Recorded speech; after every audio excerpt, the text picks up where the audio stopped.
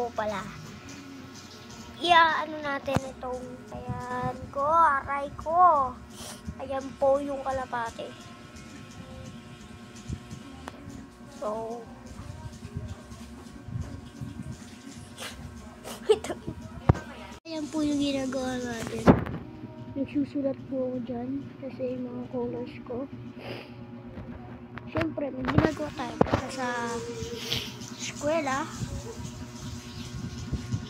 So, at sa mga kapatuti, kung ngayon nandito tayo sa bahay, alam niyo naman, may ginagawa tayo.